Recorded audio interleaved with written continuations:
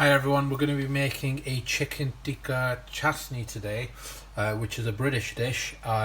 It's got a really nice depth of flavour, some tanginess, some sweet taste in there. So I'm going to take you through the recipe. This shouldn't be a long cook, hopefully not a long video. So I'll take you through the ingredients. You need some chicken tikka. So I've already made this previously. There's a video on my channel on how to make chicken tikka. This was marinating for about a day. It was then cooked in a tandoor, so it's got really nice depth flavors in there. So that's pre-cooked, so that is cold. That's come out of the freezer actually. It was defrosted naturally, so that'll be added into the dish. You need two white chopped onions. I've also got half a red pepper. That's optional. I always add pepper into my curries. I've then got a tin of chopped tomatoes. I have some half a teaspoon of ground turmeric. I've got a heaped teaspoon of paprika, and I've got half a teaspoon of chili powder. You can replace the chili powder with bird's eye chili if you want. If you do use bird's eye chili, put that in with the onions. I've got a tablespoon of coriander powder with around a teaspoon of cumin powder. Then got some fresh mint, so a handful of leaves from my garden, and I've got about a tablespoon of coriander stalks chopped as well. I've also got some mango chutney, so we're going to be adding some of that into there. We're also going to need some garlic and ginger. I'm going to be using some ginger paste, and then I'm also going to be using some of this towards the end of the cook. So this is an alternative to cream. I've never tried it before, but we'll see how it goes. It's still quite unhealthy looking at the contents, but hopefully it'll taste really, really nice. And then of course towards the end we will use some seasoning, some salt, and I'm also going to be adding in some red food colouring. So I'll put a little bit of powder in there with some warm water, and we will add that into the cook to give it a nice taste. I'm using an aluminium pan. It's been on the heat on a very, very low gas for a few minutes. Just going to put it onto a medium heat. So I'm going to add some rapeseed oil to begin with. There we go. There's about 2 to 3 tablespoons in there. So swirl that around a little bit. So the pan's nice and hot. That's smoking already. So I'm going to put the onions in straight away. It'll probably make a bit of a noise. Oh, bit of pepper dropped in there as well, not to worry.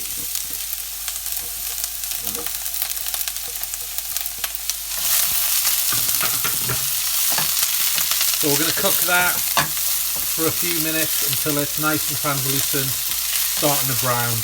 So I'll come back in a few minutes once that onion is done. So it's been a couple of minutes. I'm just going to add a little bit of salt over the onions.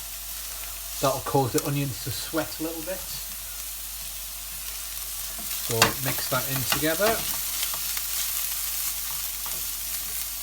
And I'm using a spatula today as opposed to my usual spoon. Nice and easy to use. So that's starting to brown already. So be back in a few minutes. So the onions are starting to brown. So I'm going to add in the peppers next.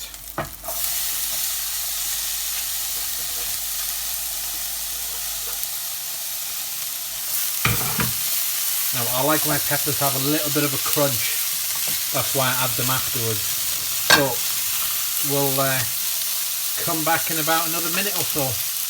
So it's time to add the garlic and ginger paste. So I'm going to add in 2 tablespoons of that. If you don't have paste, I would probably recommend about 3 or 4 garlic cloves and probably about 1.5 centimetres ish of ginger. So I'm going to mix this in, and you want this to stop having a bit of a garlic smell. So I can smell the garlic now.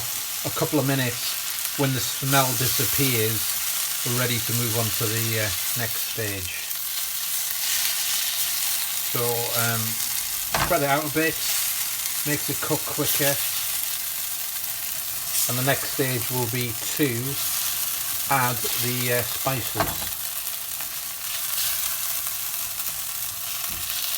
So a minute or so has passed, the smell's disappeared off the garlic and ginger. So what I'm going to do is just add a little bit of water straight from the kettle, just a little bit. And then next I'm going to add the spices in there. So I'm going to add the coriander and cumin. If you wanted to put more fresh coriander in, you can do that and reduce the ground coriander powder if you wish. And then I'm adding this in, which is the turmeric, the chili powder, and the paprika. So in there was half a teaspoon of turmeric, heaped teaspoon of paprika, and about half a teaspoon of chili powder. So that's all in there, mix it together. Reason I put some water in there was just to give it some liquid, because I don't want the spices to burn. So that should become very nice and fragrant right now. So I'm just going to kick up the heat just a little bit. It was on a low to medium before, it's now on medium. And you just want to cook the spices for about a minute or two. Now, if you're using an aluminium pan, you'll see it starts catching on the sides. But don't worry about that, because when we put the chopped tomatoes in, that will just release it a little bit. So that's nicely going. So next going to add the chopped tomatoes in. So there's 1 can, 400 grams. Careful of any splatters in your kitchen. And then I'm just moving it around and removing any sides where it might have caught, and then the pan completely dies down. And you can see it's a really nice rich orange brownish colour. The food colouring should make it more of a red colour. I'm not using a lot of food colouring, not a massive fan of too much food colouring, but a little bit is good for presentation purposes. So that's that put in. I'm next going to put in the mint and the coriander stalks. The mint was fresh from my garden, probably about 6 or 7 leaves, and with it being nice and fresh, hopefully it'll be nice and flavoursome. If you can't get hold of fresh mint, you could probably use some mint paste. Probably use about a teaspoon worth ish, maybe a teaspoon and a half, and give that a good mix. So what I'm going to do next, guys, is I'm just going to reduce the heat a little bit, and then I'm going to let that simmer for a little bit. The water will dissipate and it won't be as saucy, and then we'll add a little bit more water back to it. We will then add the chicken and food colouring, let that simmer for a bit longer. We'll then got some mango chutney to add to it, got some cream to add to it, and some seasoning to finish off. So probably going to let it simmer for a good, I would say 10 or so minutes, maybe 15 minutes, just to get the flavours to penetrate into the sauce. If you rush this and you don't let it simmer, it won't be as flavoursome. So very important that you do the simmering. You don't need to put a lid on it, because I'm not too bothered that it will reduce, because we're going to add some more water to it. So spread it out like that, and going to just knock the heat down just a little bit so it's on low, and then we'll come back in about 10 or so minutes. I nearly forgot, guys. I forgot to put in some tomato puree. So we want to put around a tablespoon of tomato puree in. So that's in there, and I'm just going to mix that in. I'm getting forgetful in my old age. So mix that in, and we can then leave it to simmer. So we'll be back in 10 minutes, guys, and that should reduce nicely. Add some more water, and then we'll work towards finishing the dish off. So around about 5 minutes have passed, guys, and it's nicely reducing. So just move it around a little bit, catch any bits on the side. I've put some basmati rice on. I've also got a video on my channel on how to make perfect basmati rice, so check that out as well. So that is reducing nicely. Another few minutes just to reduce. I just want it a bit more reduced than that, and the longer you do it, the better your flavours will be. So come back in a little while. So about 6 or 7 minutes have passed, guys. This is nicely reduced. You know when it's reduced because, particularly in an aluminium pan, starts catching because the water's evaporated. So what I'm going to do is just add a little bit of hot water into the pan, just returning that moisture back. Give that a good mix. Move it over any bits that are catching to get those. Then next, what we're going to do is I'm going to put the chicken in. And the dye, and that will just give it a nice red colour. Actually, we'll put the dye in first. So that was just a bit of powder with warm water. Mix that in, and you can see almost immediately it gives it a nice glow to it, I think is the right words to use. So mix that in, and then we're just going to pop the chicken in. So I've got quite a lot of chicken here actually, might not need it all.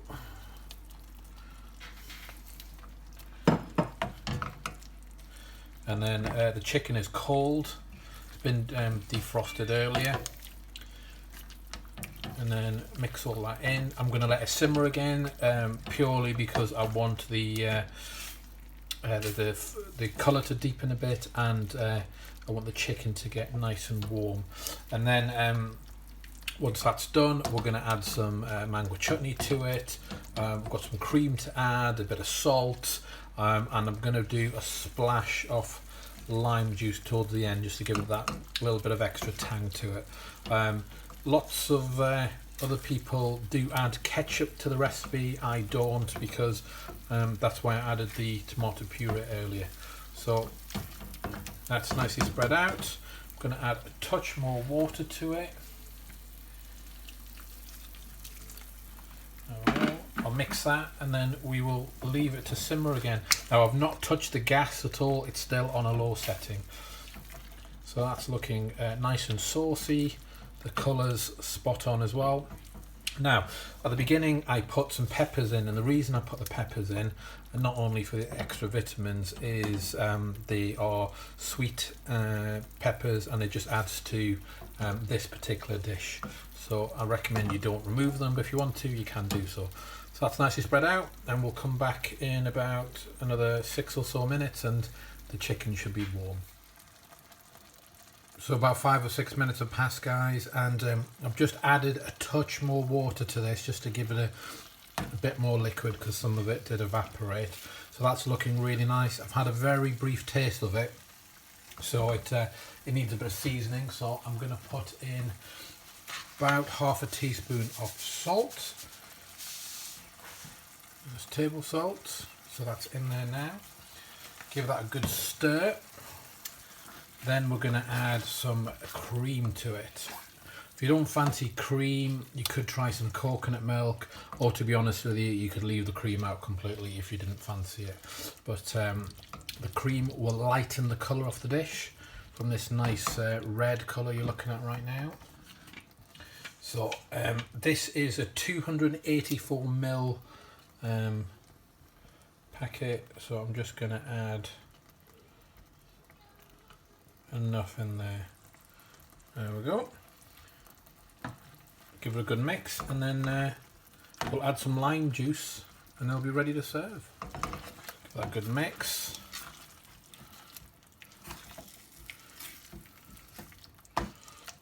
So that's looking nice and creamy. Just going to add a little bit more cream to this side. Now, you don't want to put too much cream in, and then it'll become extremely unhealthy. But at the same time, you don't want it to be in for too long in the pan, because otherwise you'll spoil the dish. So that's nicely mixed in, bearing in mind that's really hot. That cream doesn't need too much longer. So that's there. Then going to put in a splash of lime juice. Prefer lime over lemon to give it a nice little tang. And then we're going to add in some mango chutney just to finish off. So I'm going to put in